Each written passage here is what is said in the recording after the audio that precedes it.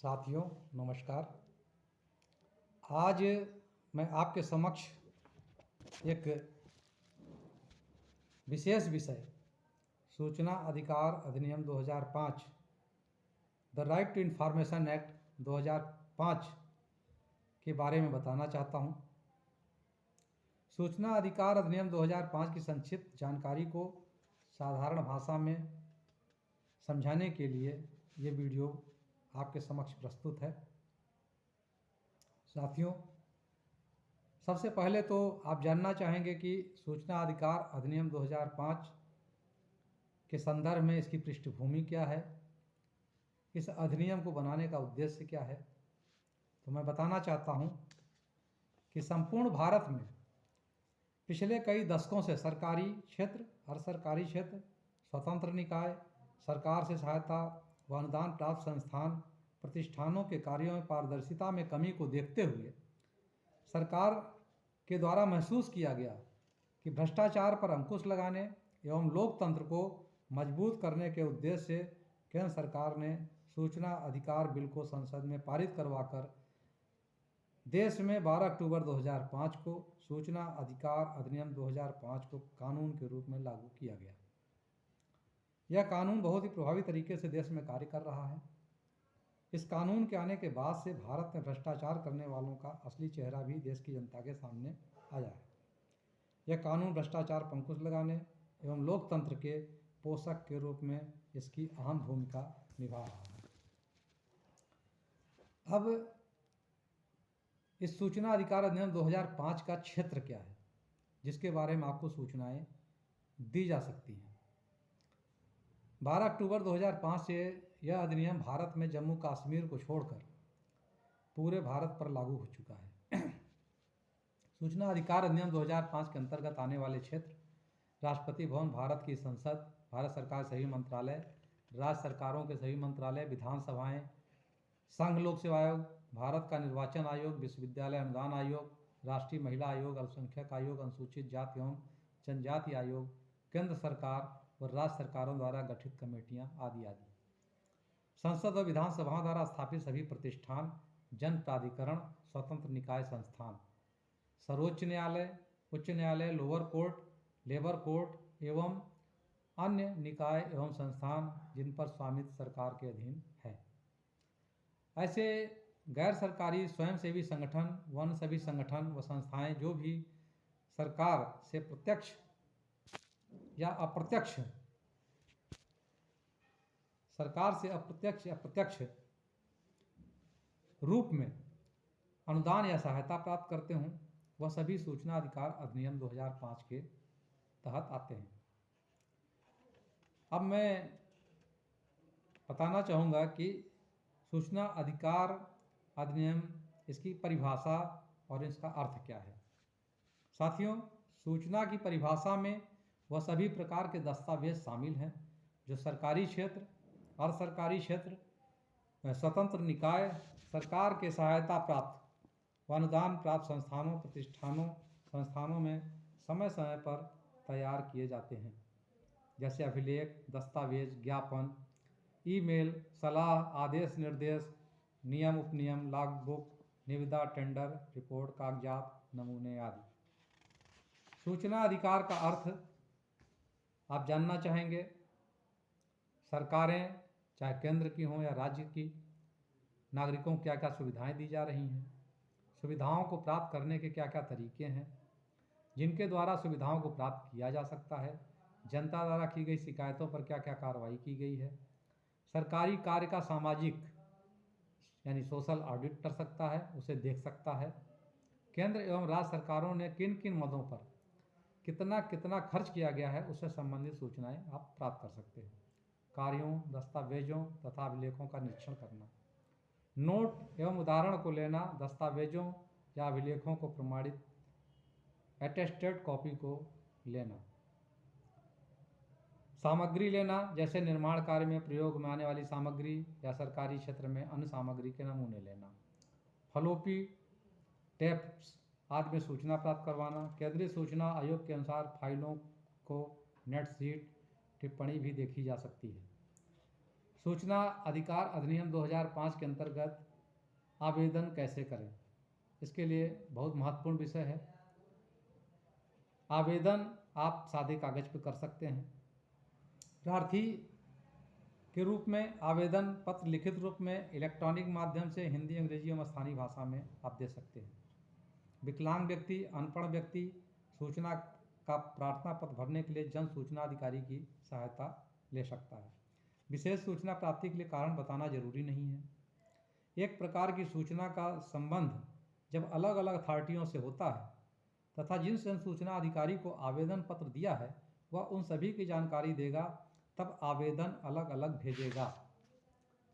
सूचना अधिकार अधिनियम 2005 के तहत सूचना का आवेदन कहाँ दें, ये आप जानना चाहेंगे। मान सूचनाएं आप जिस डिपार्टमेंट से चाहते हैं तो वहाँ पर आपको सूचना प्राप्त करने हेतु प्रार्थना पत्र देना होगा।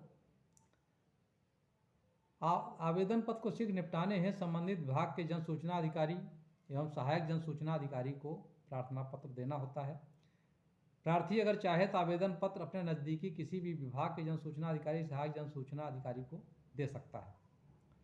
सूचना अधिकार अधिनियम 2005 के तहत आवेदन शुल्क एवं अतिरिक्त भुगतान का तरीका।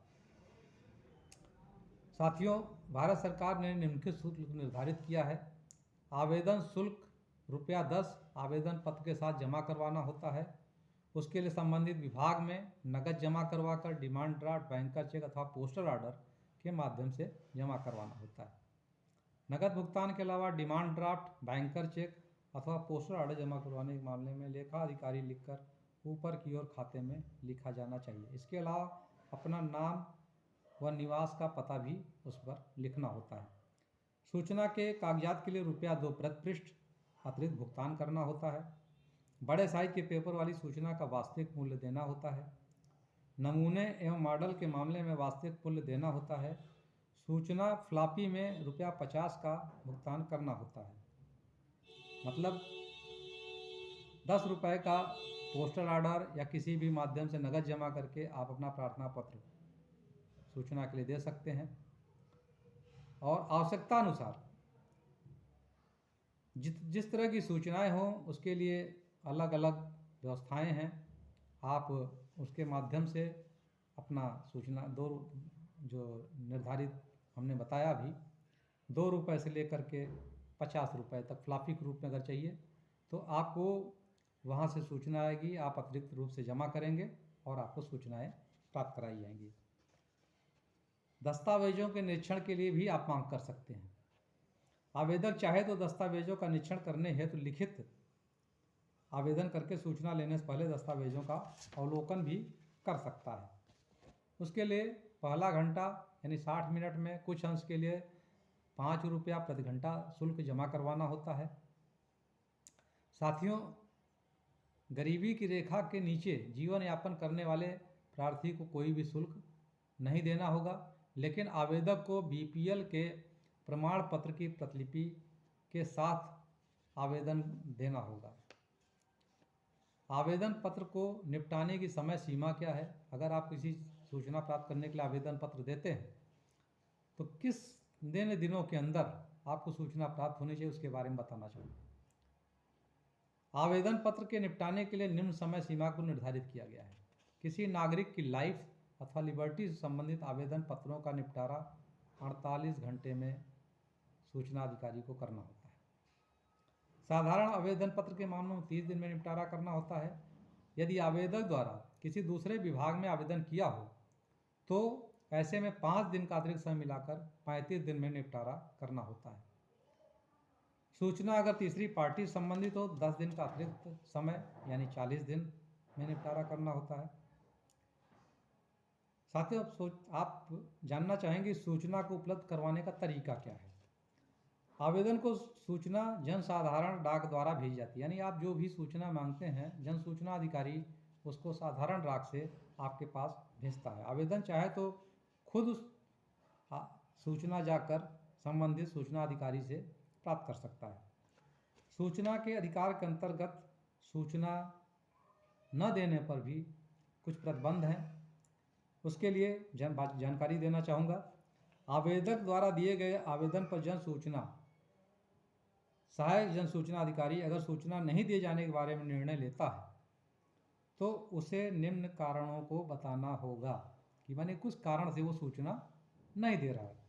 अगर किसी ने सूचना ऐसी मांगी हो जिसका संबंध भारत की संप्रभुता एवं अखंडता से हो, ऐसे मामले में जिनके संदर्भ माननीय न्यायपालिका द्वारा प्रतिबंध लगाया गया हो, ऐसी सूचना जिसके दिए जाने से संसद विधानसभा के विशेष अधिकार का उल्लंघन होता हो, ऐसी सूचना जो व्यापार एवं वाणिज्य संबंधी गुप्त सूचनाएं हों, वैज्ञानिक बौद्धिक रूप से संबंधित सूचनाएं जिनसे किसी व्यक्ति के जीवन या शारीरिक सुरक्षा को खतरा हो, ऐसी सूचना जो किसी व्यक्ति ने किसी अन्य व्यक्ति को विश्वास में रख कर दी हो, ऐसी सूचना जिसके दिए जाने के कारण जांच प्रक्रिया बाधक सिद्ध होती हो, किसी के बारे में निजी जानकारी जिसका किसी भी जनहित अथवा जन प्रक्रिया संबंधित नहीं हो, किसी विदेशी सरकार से विश्वास में प्राप्त सूचना, कॉपीराइट द्वारा अभिरक्षित जानकारी, मंत्रिमंडल के कागज पत्र जिनमें उनके विचार विमर्श के अभिलेख भी सम्मिलित हों परंतु परिषद के निश्चित उनके कारण तथा यह सामग्री जिसके आधार पर विनिश्चय किए गए हों विषय पूरे होने या समाप्त होने के पश्चात जनता को उपलब्ध कराया जाएगा। साथियों, अगर कोई सूचना अधिकारी आपको सूचनाएं नहीं देता है तो उसके लिए अथवा विलंब से यानी देरी से सूचना दिए जाने के मामले में इस नियम में अर्थदंड का प्रावधान किया गया है। सूचना विलंब से देने पर ₹250 प्रतिदिन एवं अधिकतम 25,000 रुपये तक का अर्थदंड राज्य केंद्रीय सूचना आयोग द्वारा लगाए जाने का प्रावधान है, जिसे कर्मचारी अधिकारी को व्यक्तिगत रूप से वहन करना होगा। यानी यह जो जुर्माना लगाया जाएगा वो सूचना अधिकारी को व्यक्तिगत रूप से वहन करना होगा, न कि जिस डिपार्टमेंट से हमने सूचना मांगी है उससे वहन करना। किसी अधिकारी द्वारा सूचना अधिनियम 2005 के अंतर्गत मांगी गई सूचना के मामले में बार बार उल्लंघन किया जाए तो ऐसे में संबंधित कर्मचारी अधिकारी के खिलाफ अनुशासनात्मक कार्रवाई के निर्देश दिए जा सकते हैं। अब साथियों, अगर सूचनाएं नहीं दी जाती हैं तो उसके लिए इस कानून में अपील की प्रक्रिया है। यदि किसी व्यक्ति को समय पर सूचना नहीं दी गई या गलत सूचना दी गई हो या सूचना देने से इनकार किया गया हो, ऐसे मामले में आवेदक 2 स्तरों पर अपनी अपील दायर कर सकता है। पहली अपील आवेदन के दिनांक के 30 दिन बाद जन सूचना अधिकारी के वरिष्ठ अधिकारी जिसे प्रथम अपीली विभाग द्वारा घोषित कर रखा हो। यानी जैसे अगर एक उदाहरण देना चाहूँगा कि मान लीजिए किसी डिपार्टमेंट का, जैसे परिवहन निगम का एक उदाहरण दे दूँ आपको। जैसे सहायक क्षेत्रीय प्रबंधक से आप सूचना मांगते हैं और सहायक क्षेत्रीय प्रबंधक जो सहायक जन सूचना अधिकारी वो नहीं देता है तो उससे ऊपर क्षेत्रीय प्रबंधक के महोदय से आप सूचना मांग सकते हैं। या जैसे क्षेत्रीय प्रबंधक से आपने सूचना मांगी हो, वो न दे रहे हों, तो आप मुख्यालय के जन सूचना अधिकारी से जो उनके ऊपर का अधिकारी होता है उसके पास आप अपील करके सूचना प्राप्त कर सकते हैं। लेकिन उसके लिए भी एक समय सीमा निर्धारित की गई है।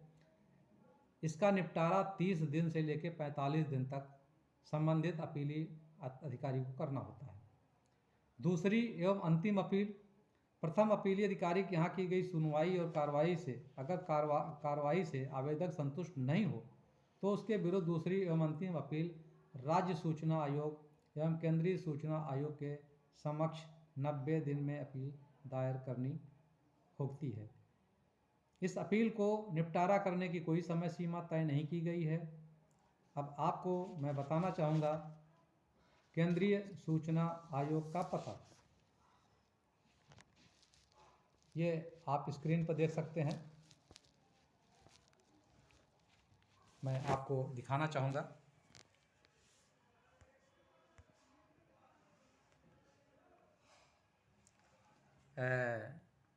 कुछ प्रॉब्लम आ रही है तो आप को मैं बता देता हूँ, आप नोट कर सकते हैं या इसमें सुन सकते हैं। मैं धीरे धीरे बोलता हूँ। केंद्रीय सूचना आयोग का पता है मुख्य सूचना आयुक्त महोदय, केंद्रीय सूचना आयोग, ब्लॉक नंबर 4, पुराना JNU कैंपस बिल्डिंग, बेरसराय के सामने, नई दिल्ली 110067।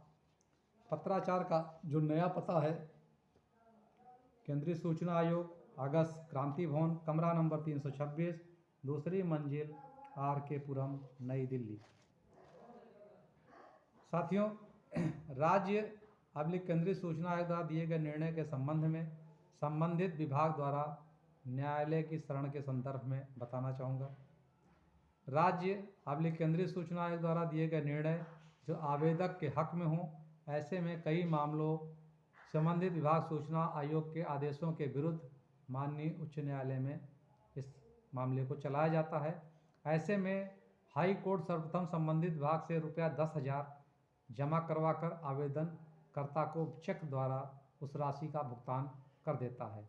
हाई कोर्ट में उस मामले की सुनवाई होती है। सुनवाई के उपरांत माननीय उच्च न्यायालय अपना निर्णय देता है। साथियों, राज्य स्तर पर सूचना अधिकार नियम भी बनाया गया। सूचना अधिनियम 2005 के अलावा राज्यों में भी राज्य स्तर पर सूचना अधिकार अधिनियम बनाए हुए हैं। आवेदक चाहे तो राज्य के सूचना अधिकार अधिनियम को अपनाए या फिर केंद्र के सूचना अधिकार अधिनियम 2005 का उपयोग कर सकता है। साथियों, यह प्रस्तुति आप सबको एक जानकारी के लिए दी गई है। आगे आने वाले वीडियो में और भी विषयों को लेकर जानकारी देंगे। आप इस वीडियो को पूरा देखें और जानकारी प्राप्त करें, अपना स्नेह दें, इसको लाइक करें, शेयर करें, चैनल को सब्सक्राइब करें और अच्छी विषय को लेकर के आने वाले दिनों में आपके समक्ष फिर प्रस्तुत होऊंगा। तब तक के लिए नमस्कार।